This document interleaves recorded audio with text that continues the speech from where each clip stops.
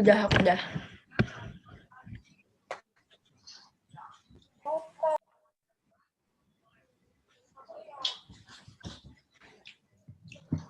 Assalamualaikum warahmatullahi wabarakatuh. Waalaikumsalam warahmatullahi wabarakatuh. Bagi yang sudah masuk, kita langsung memulai aja ya. Jadi kegiatan hari ini nanti kita akan flashback sedikit materi kelas 7 yang sudah kalian isi formnya kemarin, materi mana kelas 7 yang menurut kalian kurang paham. Jadi langsung saja ya. Pemetaan materi bahasa Indonesia. Yang pertama kita akan mulai dengan basmalah terlebih dahulu. Bismillahirrahmanirrahim. Bagi yang mau izin sholat, mau izin mandi, silakan, tidak apa-apa. Yang penting kalian nanti segera kembali ke Zoom ini ya. Untuk materi yang pertama,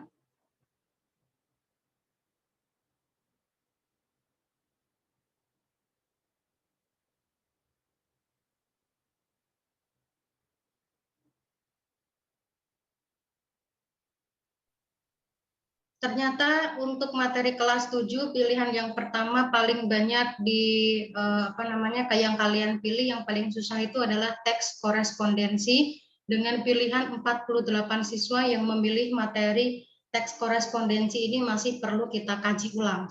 Kemudian yang kedua ada teks laporan hasil observasi, yaitu ada 37 orang yang memilih, dan yang terakhir ada teks puisi rakyat. Nah, ketiga materi ini saya pilih per kelas itu nanti kita bahas tiga materi saja. Untuk yang selebihnya nanti kalau misalnya ada sedikit waktu tersisa nanti kita bisa mengulanginya. Kalau misalnya tidak sempat, kalian bisa membuka materi di Google Classroom, itu sudah ada rangkuman materinya, tinggal kalian mempelajari ulang. Materi yang pertama, kita akan mempelajari tentang teks korespondensi. Teks korespondensi ini sama dengan materi surat menyurat.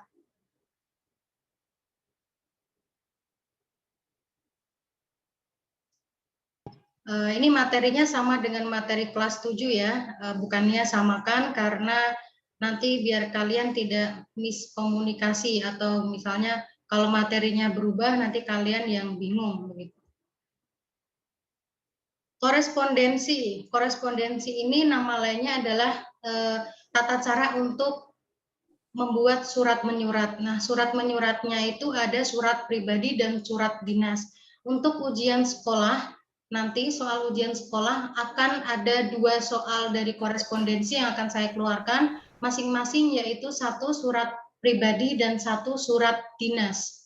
Mungkin bagi kalian surat pribadi sudah agak paham ya, tapi untuk yang surat dinas nanti akan kita pelajari ulang.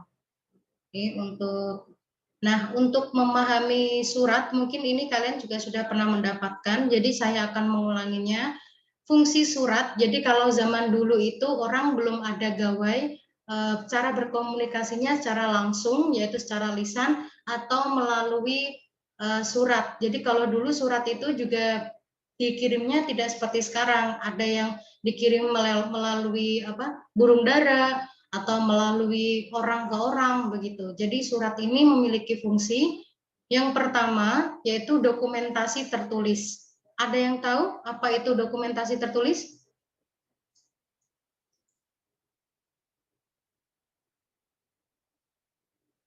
Dokumentasi tertulis?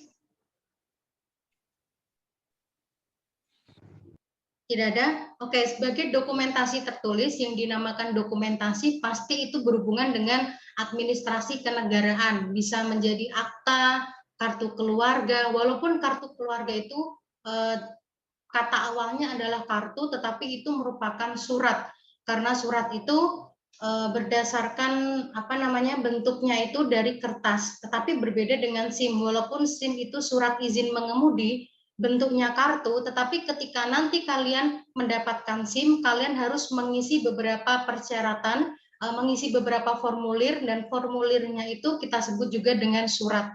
Kenapa kartu itu disebut dengan kartu SIM, surat izin mengemudi, bentuknya kartu, dikatakan surat karena memang sebelumnya kita mengisi beberapa data atau formulir yang berbentuk surat. Nah, untuk yang kartu keluarga, walaupun dia berbentuknya surat kertas gitu ya, walaupun namanya kartu itu tetap namanya surat karena kembali lagi ke fungsi surat. Fungsi surat itu yang pertama sebagai dokumentasi tertulis. Jadi kenapa kita harus di Indonesia ini kita harus melaksanakan beberapa administrasi kenegaraan ya, contohnya membuat akta kelahiran, kemudian kartu keluarga. Kalau dulu mungkin kalian punya kartu identitas anak atau KIA, kemudian kalian memiliki kartu pelajar. Nah, kartu pelajar ini walaupun bentuknya kartu, kemarin kalian juga saat kelas 1 membuat mengisi data dalam bentuk formulir ya. Kemudian dokumentasi kalian itu sebagai ternyata kalian di umur segini sebagai pelajar di SMP Islam Al-Azhar 23 menjelaskan bahwa kedudukan kalian di negara Indonesia itu sebagai apa.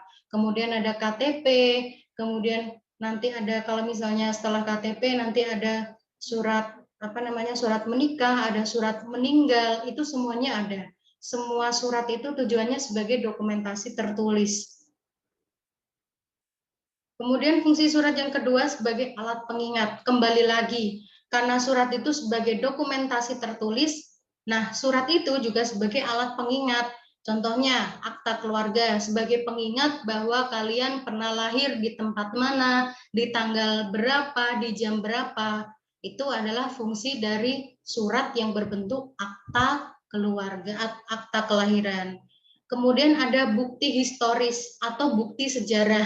Jadi kalau misalnya di 100 tahun mendatang, misalnya ada salah satu dari murid-murid SMP Islam Al-Azhar 23 Semarang melakukan sebuah visioner atau menciptakan suatu barang, kemudian dia menjadi terkenal. Nah, kemudian ada orang yang ingin menjadikan pengalaman orang tersebut menjadi sebuah buku. Nah, kalau dia ingin menjadikan sosok tersebut dalam sebuah biografi, maka dia harus mencari data. Nah, datanya itu berupa surat-surat yang telah dimiliki oleh negara. Contohnya akta kelahiran, ada kartu keluarga. Oh, silsilah keluarganya tuh ini. Kemudian lahirnya di sini, sama seperti buku Khairil Tanjung, buku Soekarno, itu semuanya juga berdasarkan dari akta keluar, akta kelahiran, ada KK dan sebagainya. Kemudian menjadi surat jaminan ya. Kalau misalnya mungkin kalau dari kalian ada yang mengetahui urusan orang tua kalian, mungkin urusan pinjam meminjam. Nah, surat ini juga tujuannya sebagai surat jaminan. Jaminan kalau misalnya di kalangan kalian dulu kalau yang sering masuk BK ya atau pernah mendapatkan kasus di sekolahan, mungkin Bu Nunung Bu Nunung akan memberikan salah satu surat. Nah, suratnya ini sebagai surat pernyataan bahwa kalian tidak akan mengulangi kesalahan itu lagi, atau jaminan bahwa kalian misalnya menghilangkan suatu barang. Kemudian Bu Nunung nanti memberikan form kepada kalian untuk kalian pertanggungjawabkan. Jaminannya kamu menghilangkan celananya siapa begitu. Jaminannya apa? Kamu harus mengembalikan. Kalau misalnya saat kita dewasa, bukti surat menjadi surat jaminan, contohnya ketika kalian ingin mengajukan besok ya, saat kalian dewasa nanti ketika kalian ingin membuka suatu bisnis, kalian akan membutuhkan banyak sekali bantuan dana. Nah, dana itu bisa kita kita bisa meminjam ke dalam bank. Nah, bank itu pasti akan memberikan tawaran ke kita, kamu mau menawarkan apa, menjaminkan apa begitu. Nah, jaminan kita salah satunya surat itu berupa surat tanah atau akta tanah atau surat bangunan. Nah, bangunannya itu berupa hak milik bangunan HMB. Jadi fungsi surat ini sangat banyak untuk kehidupan kita, apalagi di Indonesia administrasinya itu sangat kuat. Ketika kita membuat paspor pun walaupun bentuknya buku, tetapi ketika kita datang di suatu dinas untuk mengurus paspor, kita akan mengisi beberapa formulir. Nah, itu juga termasuk dalam surat dinas, karena ada kop suratnya. Kemudian menjadi alat promosi. Nah, salah satunya mungkin untuk yang anak-anak OSIS ya tahun 2019 karena kita mengadakan pensi, mungkin ada beberapa dari anak kelas 9 yang saya minta tolong untuk memberikan surat atau proposal kepada beberapa perusahaan untuk meminta sponsor begitu. Contohnya dari Coca-Cola, kemudian ada dari Walls begitu. Jadi kita membuat surat permohonan kepada perusahaan, kita minta bantuan dana untuk mengadakan sebuah acara. Jadi surat itu fungsinya sangat banyak. Dan yang terakhir menghemat waktu juga. Menghemat waktu kita misalnya saya berada di Indonesia, kemudian pasangan saya berada di luar negeri, kan tidak mungkin ketika kita dulu itu belum ada telepon ya, belum ada komputer, mungkin hanya beberapa orang yang mempunyai komputer begitu. Misalnya saya memiliki pasangan di London misalnya. Kemudian saya ingin berkomunikasi dengan beliau. Nah, salah satunya dengan surat. Jadi ketika saya berkomunikasi, saya membuat surat, sana juga membuat surat. Simpelnya seperti itu. Kemudian jenis surat seperti yang sudah kalian pelajari itu ada 2. Ada yang masih ingat apa saja jenis surat?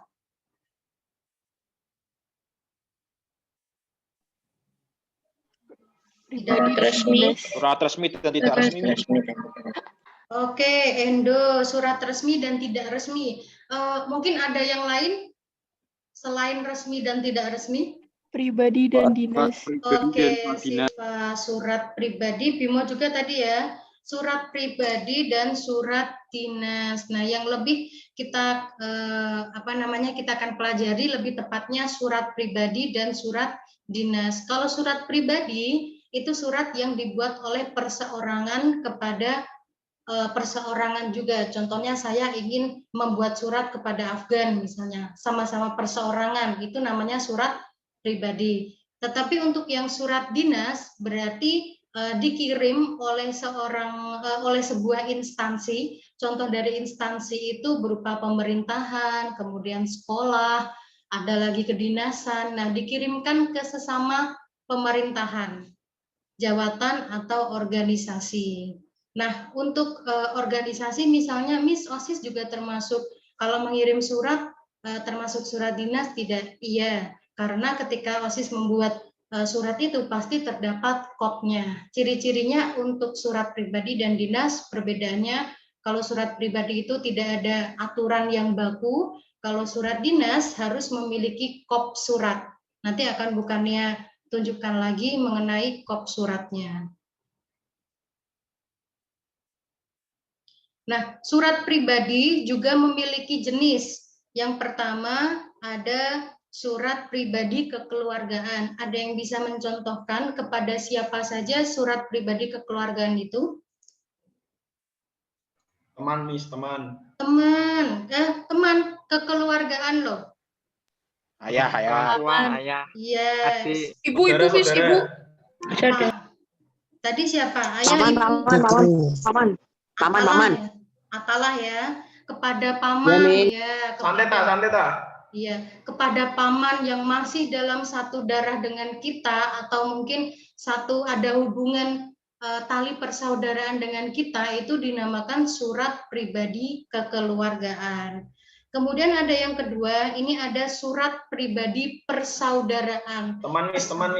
Iya, tahta persaudaraan itu berarti dengan teman ya. Jadi karena keluarga itu sesama sesama satu silsilah, kalau persaudaraan itu di luar silsilah, bisa dengan teman, bisa dengan kalau mungkin nanti SMA kalian sudah paham ya, atau kuliah kalian sudah paham, mungkin bisa bersurat dengan pacar begitu. Kemudian dengan gebetan kalian, kalau SMP mungkin belum boleh ya, karena kalian itu kan sahabat ya. Kalau secara psikologis itu kalian belum paham begitu, kalian tuh harus kalian ngurusin diri sendiri aja belum bisa, apalagi ngurusin orang lain gitu.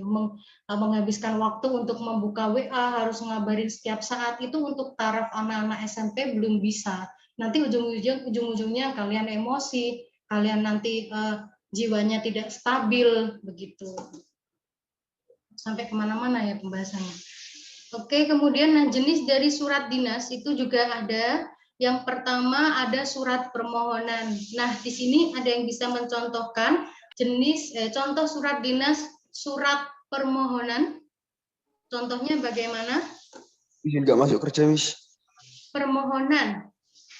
Belum. Lamaran kerja, Miss. Permohonan yaitu lamaran Lamaran Siapa? kerja. Siapa tadi Faisal, lamaran Miss. kerja? Faisal, pinter.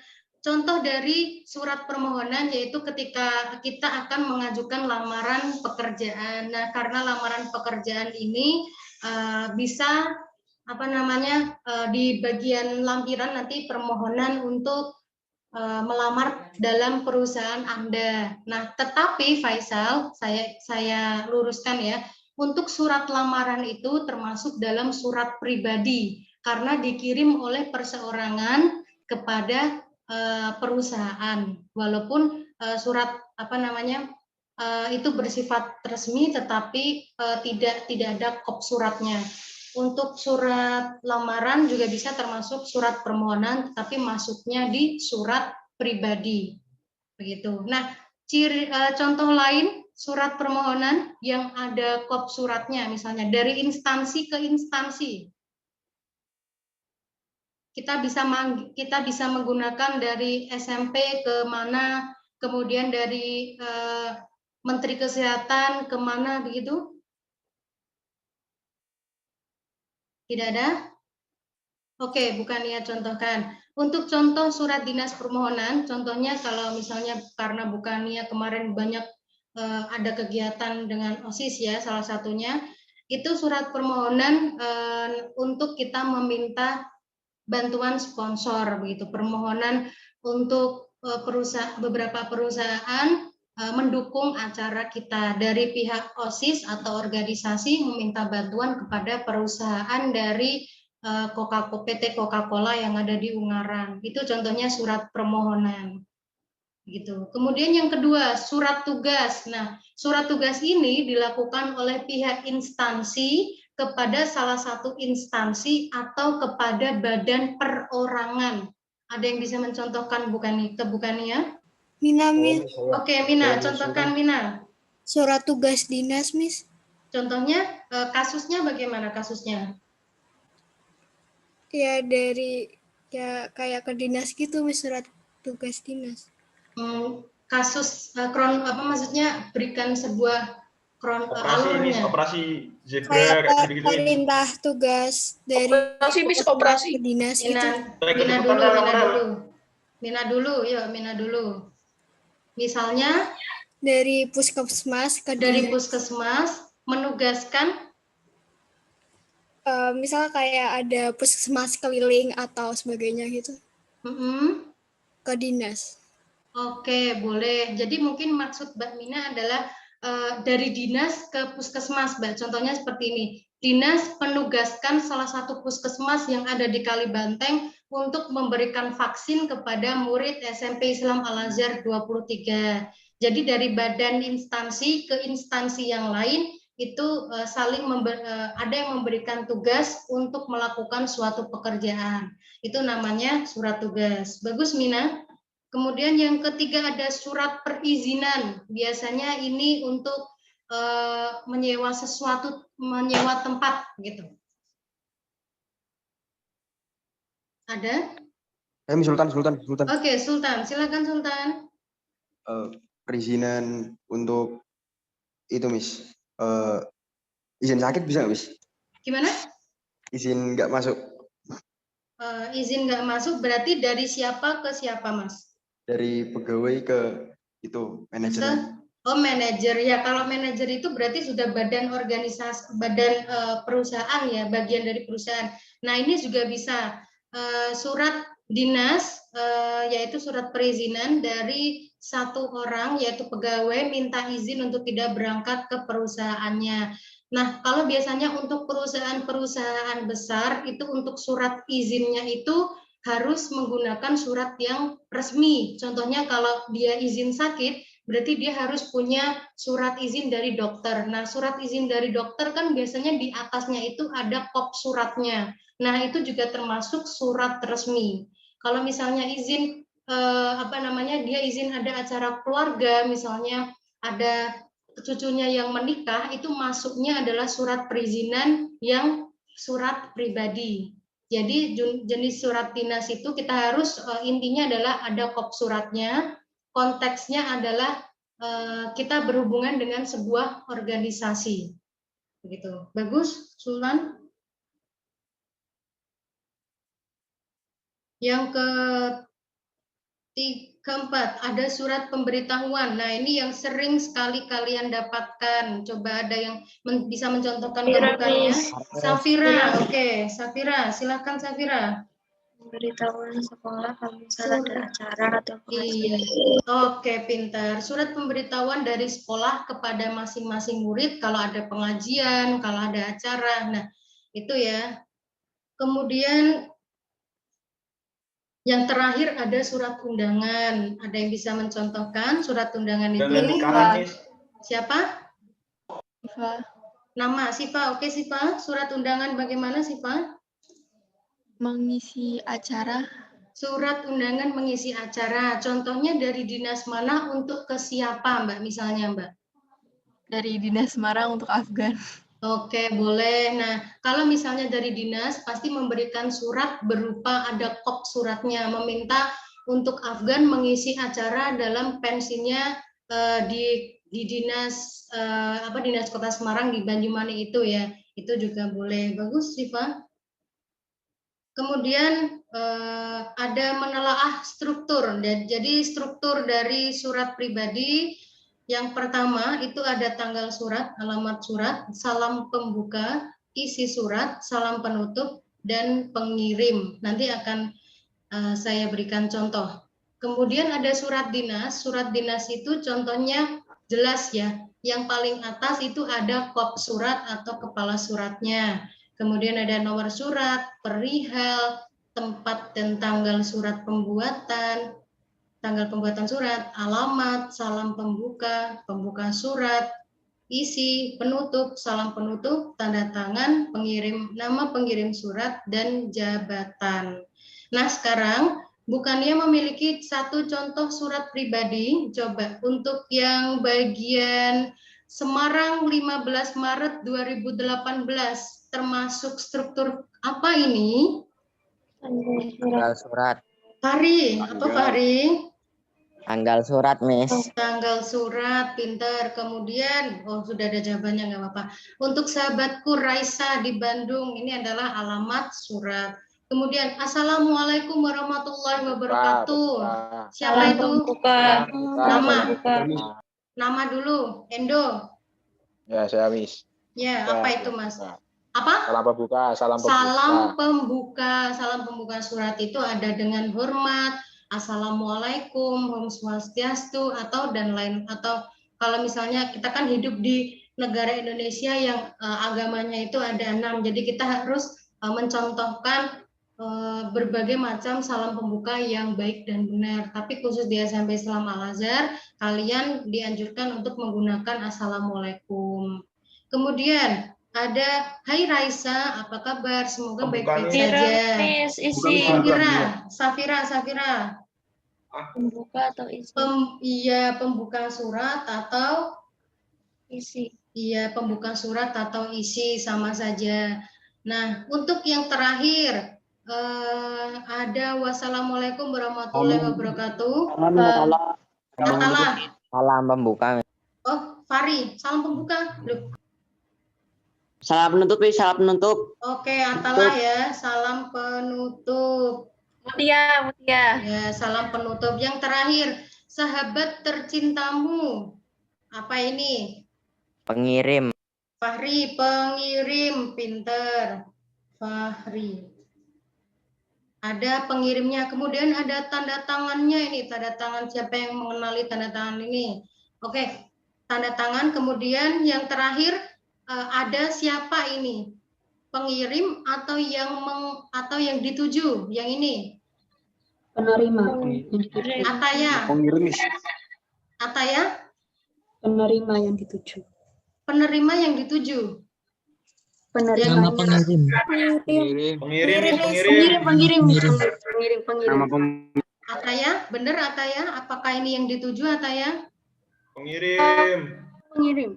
Pengirim ya, jangan nama pengirim ya. Ini adalah nama pengirim orang yang membuat suratnya. Ataya. Kalau yang dituju berarti untuk ini ya Mbak, untuk sahabatku misalnya Raisa, Adriana gitu. Iya, Miss. Oke, kemudian oh iya. Ada contoh dari surat dinas. Untuk yang surat dinas tadi udah terlanjur terbuka ya. Oke, nggak apa-apa. Jadi contoh dari surat dinas ini adalah contoh dari kop atau kepala surat. Jadi ada logo dari instansi, kemudian ada nama instansinya, ada alamatnya, ada nomor teleponnya, ada faksimil, website, dan ada emailnya. Jadi badan ini bisa kita lacak resmi atau tidak.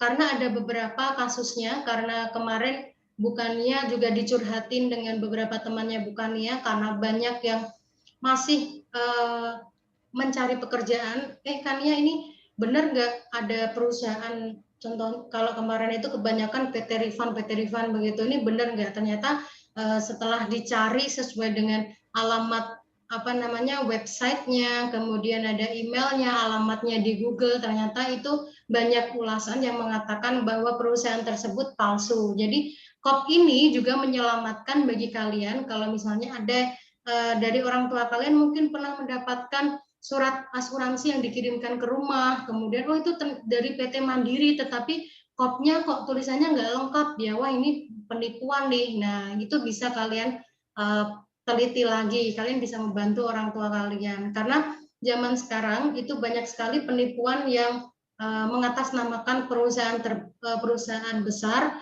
tetapi dia bisa kita lacak benar atau tidaknya melalui kop surat yang dia berikan. Kemudian ada Semarang 15 Maret 2018. Termasuk apakah ini?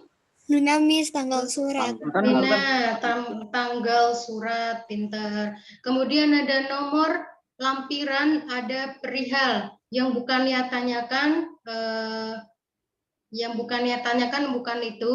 Untuk penulisan nomor 05 garis miring SMP garis miring 03 garis miring 2018. Adakah yang bisa membacakan nomor surat ini? Ada yang masih ingat? Saya Miss Sultan. Oke, Sultan. Silakan Sultan. Bagaimana cara membaca surat ini, nomor surat ini, Sultan? 05. Tanggal 5? Apa, Miss? Tanggal 5. Surat kelima, Miss. Oh iya, surat kelima. Ya, Sultan. Surat kelima, kemudian SMP. Surat kelima, terus SMP aku nggak tahu, Miss. Oh, nggak tahu. Oke, dilanjutkan dulu. Nanti yang lain bisa membantu menambahkan. Kemudian 03, berarti apa, Mas? 03. Bulan 3. Bulan 3 berarti? Maret, Miss, Maret. Ya, kemudian 2018. Tahun 2018. Ya. Tadi Sultan tidak tahu SMP itu apa. Coba yang lebih jelas ada yang bisa membantu? Mina, Miss. Oke, silakan Mina. Yang 5 itu nomor urutan surat yang dikeluarin. Oke. Terus SMP-nya itu nama lembaga yang mengeluarkan surat. Pinter. 3-nya bulan Maret. 2012-nya tahun. Pinter. Berarti kalau dibaca surat ini. Surat kelima yang dikeluarkan oleh SMP. Pinter. Pada bulan Maret. Pinter. 2015. Pinter, dapat tambahan ya. Oke, sip Mina. Wow, keren banget nih. Kemudian lampirannya ini satu berkas. Kenapa sih dikatakan satu berkas? Karena ada yang satu berkas, satu bundle, ada yang satu lembar begitu. Untuk yang lampiran, misalnya dalam surat ini kita lihat dulu nanti suratnya. Ada beberapa, jadi dalam satu surat belakangnya ada beberapa lampiran. Kalau dijadikan satu itu namanya satu berkas. Kalau misalnya lampiran yang belakangnya itu cuma 1 lembar, berarti ditulis 1 lembar. Contohnya, ada surat dari SMP kepada kalian ketika kalian akan mengikuti field trip di Tanon. Nah, di belakangnya itu ada 1 lembar, itu tulisannya jadwal kegiatan kalian. Nah, itu ditulis 1 lembar. Tapi kalau misalnya jadwal kegiatannya ada banyak, ada buku panduannya juga, kemudian ada tata cara atau bukan tata cara, beberapa hal yang harus kalian taati di Tanon, kemudian kalian harus bawa apa. Nah, itu namanya satu berkas. Jadi ada banyak sekali beberapa lampiran namanya 1 berkas. Kemudian perihal ini, halnya ini tujuannya surat ini tuh apa sih? Ternyata permohonan izin. Nah, kemudian yang terhormat, orang tua wali murid kelas 7 di Semarang. Disebut apakah ini? Mina, Miss. Oke, silakan. Tujuan surat itu dibuat atau penerima suratnya nanti? Atau nama lainnya adalah alamat surat. Iya, nama lainnya adalah alamat surat. Kemudian pertanyaannya yang kedua untuk alamat surat. Di sini penulisannya, kalau kalian pernah melihat ada beberapa surat di tempat, begitu kan? Yang terhormat orang tua wali murid kelas 7 di tempat. Itu tidak. Izinkan aku. Oh my God. Bima. Yo. Mantap. Bima, kamu nggak kenapa-napa kan, Bim?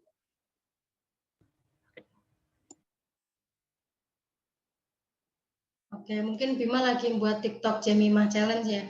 Kita lanjutkan.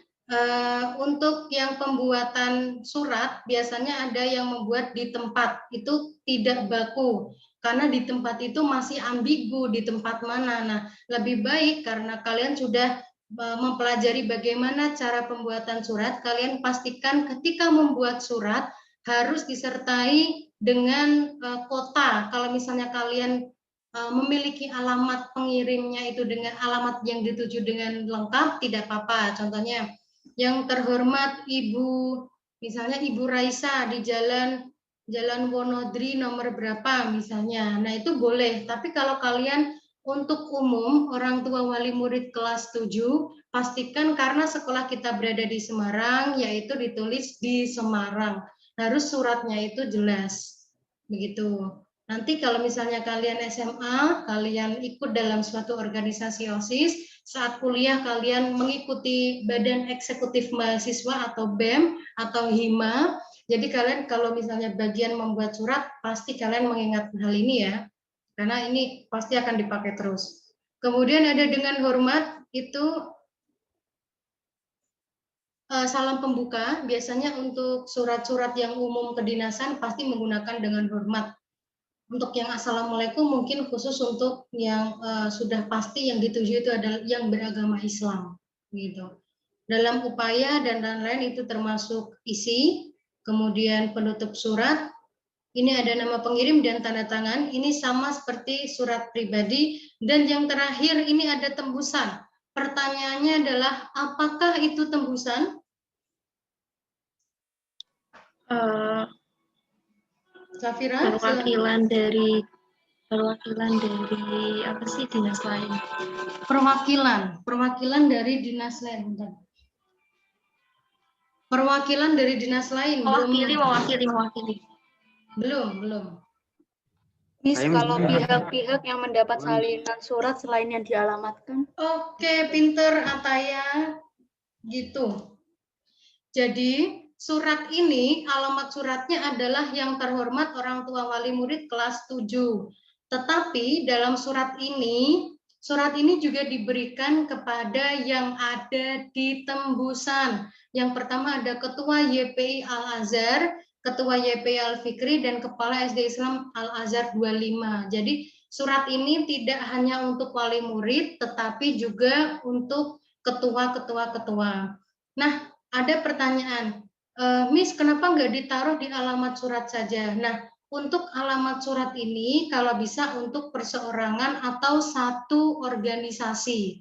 Kalau lebih dari organisasi yang lain dicantumkan di bagian bawah dalam tembusan. Begitu. Jadi tembusan ini berupa alamat selain alamat yang ada di atas surat ini. Begitu. Kemudian bahasa yang ada dalam surat pribadi yang pertama ada berupa kata ekspresif. Jadi bisa mengungkapkan perasaan kita. Kalian mau curhat tentang sahabat kalian melalui surat. Nah, itu menggunakan kata ekspresif. Kemudian bahasanya tidak formal gitu. Bahasanya ya aku kemarin ternyata habis PDKT sama Jeffrey Nicole misalnya. Tidak mungkin kemarin saya bertemu dengan Jeffrey Nicole dalam keadaan sehat walafiat, kan istilahnya terlalu aneh begitu. Ragam bahasa bergantung penerima surat. Nah, kenapa bergantung kepada penerima surat?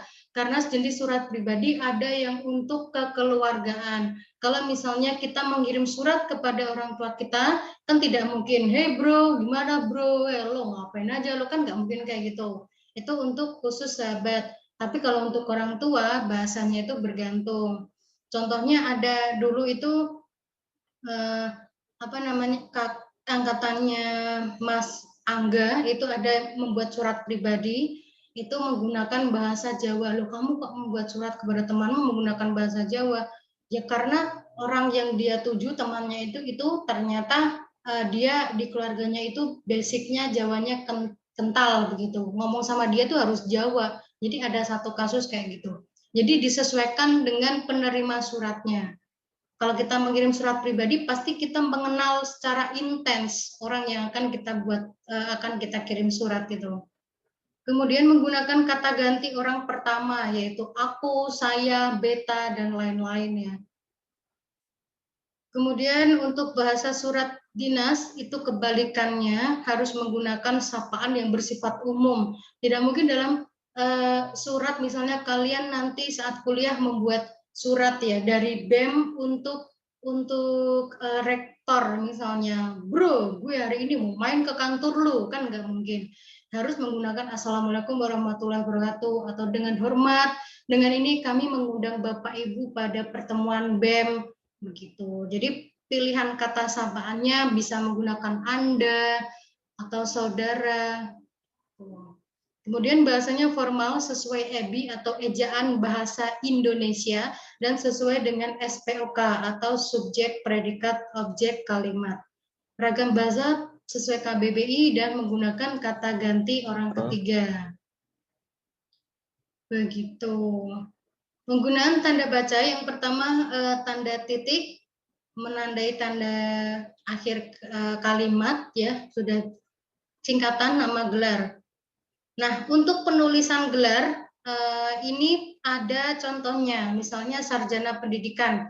Sarjana berarti titik, kemudian pendidikan disingkat PD, diakhiri dengan titik. Kalau misalnya kenapa sih Miss sarjana itu harus sarjana, kenapa enggak SP? Karena P itu bisa mewakili psikologi, kemudian psikiatri. Psikiatri itu kan salah satu bidang kesehatan. Jadi sarjana psikiatri, sarjana psikologi. Nah, maka dari itu P-nya harus disertai dengan D untuk menjelaskan bahwa itu pendidikan. Pukul 14.030 tanda koma, nanti kalian bisa pelajari lagi. Untuk kebahasaan kita juga akan ada waktunya tersendiri. Kita untuk basicnya saja mengenai surat menyurat. Ini masih ada. Oke, sekarang kita masuk ke teks laporan hasil observasi. Teks laporan hasil observasi ini biasanya memberikan memaparkan teks yang secara umum. Perbedaannya untuk teks deskripsi itu sangat mudah. Contohnya ada dua judul, kucingku dengan kucing. Manakah yang termasuk teks deskripsi?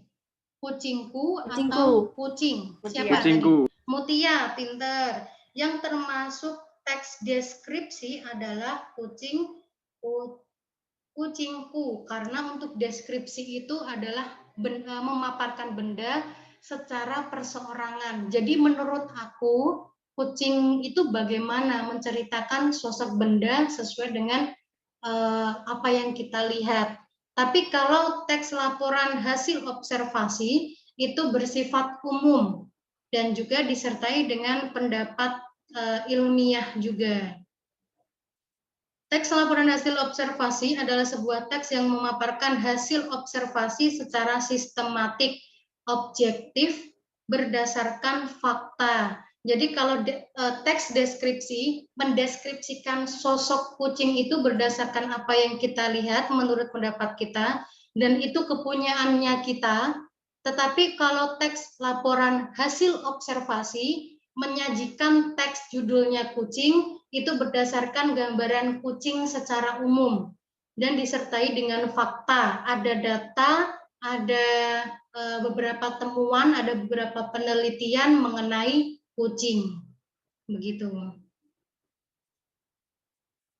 Yang pertama, cara mengidentifikasi informasi, yang pertama kalian harus mengklasifikasi objeknya. Objeknya itu misalnya kalian pilah dulu, oh ini kucing termasuk jenis hewan apa, makannya apa, habitatnya bagaimana, itu klasifikasi objeknya. Kemudian bagian-bagiannya secara terperinci. Contohnya kucing memiliki kuping 2, memiliki misai, fungsi dari misai sebagai alat keseimbangan. Jadi di situ ada objek yang disampaikan secara rinci atau secara detail. Kenapa sih kaki kucing itu 4? Kenapa sih misai itu tidak boleh dipotong? Kenapa sih mata kucing itu kalau malam bersinar? Nah, itu ada dalam teks laporan hasil observasi. Kemudian manfaat objeknya, jadi ada manfaatnya juga di situ. Nah, untuk menyimpulkannya, kalian bisa mencermati judulnya, menemukan ide pokok, dan merangkai ide pokoknya. Kalau untuk teks laporan hasil observasi, nanti teksnya itu soal dalam ujian sekolah dan pra-ujian sekolah. Dalam ujian sekolah, nanti ada teks, sama seperti biasa ya, ada teks, kemudian kalian soalnya itu kalian menganalisis dari teksnya itu. Jadi tidak berupa strukturnya apa, kemudian bagian manfaatnya bagaimana. Nah, yang ditanyakan dalam soal ujian sekolah biasanya berkaitan dengan teks. Manakah pernyataan berikut yang sesuai dengan manfaat dari misai kucing, misalnya dalam teks tersebut. Jadi kalian bisa membaca dari teksnya. Teks laporan hasil observasi itu bersifat global dan sesuai fakta. Itu ciri gampangnya dari observasi. Gitu. Kemudian yang terakhir ada puisi rakyat. Ternyata masih banyak yang belum paham mengenai puisi rakyat. Jadi puisi rakyat yang kalian pelajari khususnya di SMP itu ada 3. Yang pertama itu ada pantun, yang kedua ada gurindam, ada syair. Pantun, gurindam, dan syair. Nah, di sini coba kalian mungkin ada yang masih ingat, kalau pantun, coba sebutkan kebukannya. Ada yang masih ingat pantun itu berasal dari mana? Melayu bukan, Miss? Iya, pintar. Melayu. Nah, Melayu. Oke, sekarang ciri-ciri pantun yang kalian ingat. Kalau pantun itu bagaimana? Sajaknya AB atau AAA. Oke, Mutia, apa dulu Mutia? Mutia dulu. Bersajak AB atau AAA. AB atau AAA. Oke, boleh. Kemudian ada lagi selain itu? Safira, apa Safira? Ada 4 bait. 4 bait. Ayo hati-hati, bait atau 4 bait. 4 bait. Baris. Dalam 1 bait itu terdiri Ada dari 4 baris. Pinter Safira ya. Kemudian temanya biasanya berupa apa kalau pantun? Temanya. Sehat. Pinter Safira ya. Temanya dalam pantun itu adalah berupa nasihat. Kalau untuk strukturnya ada yang tahu baris ke-1 dan baris kedua itu apa? Mina, Miss. Nilam.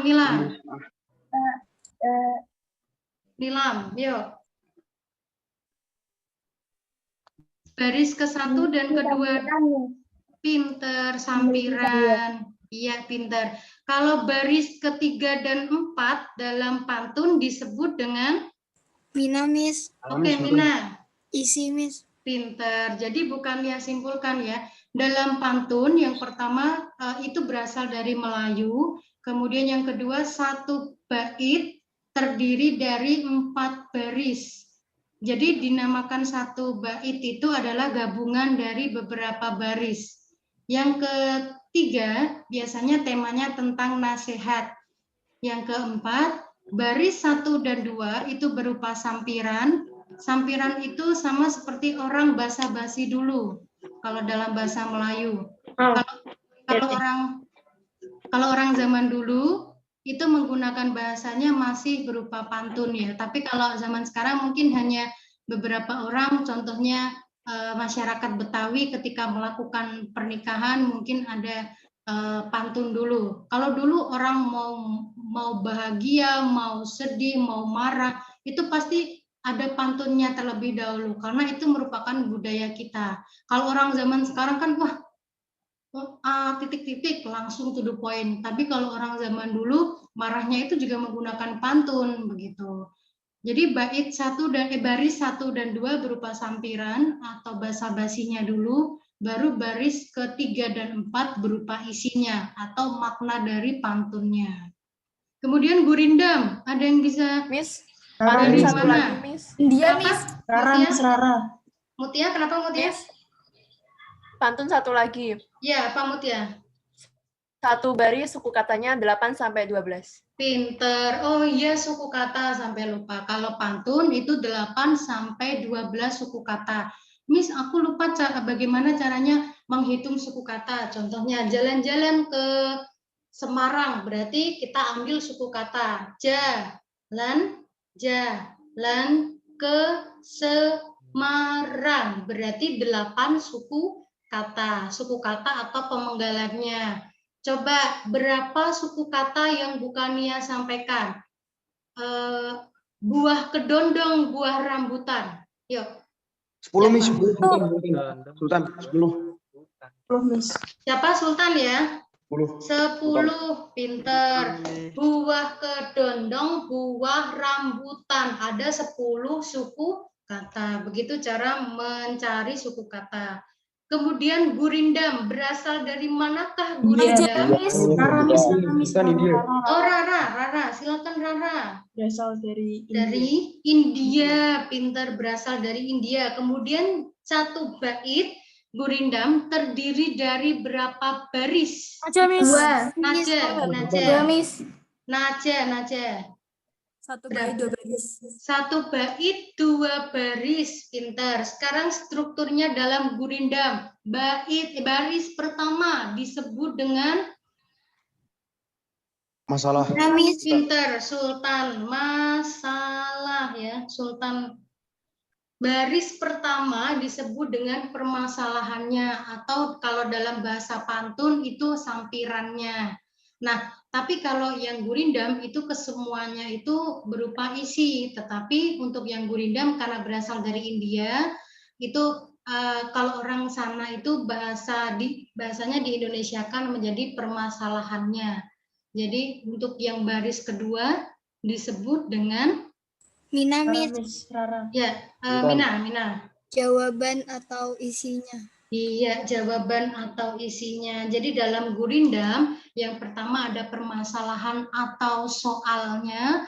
Untuk yang baris kedua disebut dengan jawabannya. Ada yang bisa mencontohkan ke Bukania nggak? Contoh gurindam itu bagaimana? Siva, Coba Siva. barang siapa tiada memegang agama, sesekali tiada boleh dibilang nama. Jadi barang siapa yang tidak memegang, gimana Mbak? Tidak memegang agama, Sesekali tiada boleh dibilang nama. Tiada boleh dibilang nama. Oke, bagus Siva, keren. Kemudian ada ciri-ciri yang lain. Apa itu? Siva. Siva. Oke, Siva. Berima Tia. AA. Bersaja AA. AA. Jadi kalau pantun itu ABAB, kalau gurindam itu bersaja AA. Ini ya. Biasanya temanya itu sama, itu berupa nasihat, filosofi, tapi yang lebih jelas karena masyarakat, karena ini berasal dari India, gurindam itu biasanya berada pada kitab Vreda. Vreda itu salah satu Vreda itu salah satu kitabnya dari agama Hindu, ya. Jadi dari kitab itu banyak, kalau kita kan bahasanya Al-Quran ya. Tapi kalau kitab Vreda itu berupa dua kata dari bahasa India itu, kemudian isinya itu berupa agama. Jadi kenapa kok gurindam itu dikaitkan dengan agama? Karena berasal dari India dan bahasa gurindam itu diambil dari bahasa kitab Vreda. Begitu. Yang terakhir kita mempelajari tentang syair. Kalau syair berasal dari mana? Rara. Berasal dari Persia. Persia atau Arab. Ya, Persia atau Arab. Kemudian satu baitnya terdiri dari berapa baris? Mina, Miss. Oke, Mina. 4. 4. Sajaknya untuk syair? Irfan, Miss. Irfan, silakan Irfan. A. Ya, jadi dalam sajak akhirnya itu semuanya sama. Belakangnya A. Pintar. Kemudian untuk strukturnya. Mina, Miss. Ya, silakan. Keempatnya isi semua. Iya, keempatnya adalah isi. Mina ya. Oh, tadi untuk yang gurindam kurang. Jadi dalam gurindam itu isi satu barisnya terdiri dari 10 sampai 14 suku kata. Kalau untuk yang syair, setiap baris terdiri dari 8 sampai 14 suku kata. Nah, nanti untuk soal ujian sekolah yang bukan Nia sampaikan, bukan struktur dari bukan ciri-cirinya seperti ini ya, tetapi lebih ke maknanya. Makna dari puisi ini apa? Makna dari syair ini apa? Makna dari gurindam ini apa? Begitu. Nah, soal HOTS dari puisi rakyat, kenapa bisa dikatakan soal HOTS? Karena nanti dalam soal bahasa Indonesia ujian sekolah, khususnya di bagian pantun puisi rakyat, itu saya menggunakan bahasa aslinya. Kalau misalnya pantun berarti menggunakan bahasa Melayu, kalau gurindam nanti masih menggunakan bahasa-bahasa yang berupa agama, kalau syair nanti juga dihubungkan dengan bahasa dari Arab atau Persia. Nah, kalian mungkin HOTS-nya di bagian memahami makna dari bahasa yang berbeda. Begitu. Kemudian Hamzah Fansuri ini enggak ya? Oke, cukup. Ini adalah materi yang sudah kalian pilih, materi tersulit, yaitu teks korespondensi, laporan observasi, dan teks puisi rakyat. Sampai sini ada yang perlu ditanyakan? Miss, aku mau nanya. Oke, silakan Mina. Kalau surat permohonan minta permintaan maaf dari perusahaan ke pelanggannya, itu termasuk surat dinas apa surat pribadi? Nah, kalau yang membuat dari suatu perusahaan, pasti perusahaannya itu menggunakan KOP. Jadi termasuk surat dinas. Karena dia ada surat KOP-nya itu, walaupun ditujukan kepada perseorangan, tetapi dia adalah suatu badan atau organisasi. Sama seperti kalian mendapatkan surat dari sekolah kepada orang tua kalian. Orang tua kalian kan individu. Nah, berasal dari sekolah. Nah, sekolah itu kan berupa organisasi. Nah, itu juga termasuk surat dinas. Walaupun itu surat perminta maafan, misalnya dari PT Telkomsel kepada saya, misalnya ya. Walaupun itu ibaratnya surat maaf kan berarti biasa, tetapi karena dari PT Telkomsel menampilkan ada kop suratnya, berarti surat tersebut termasuk surat resmi atau surat dinas. Begitu. Ada yang perlu ditanyakan lagi?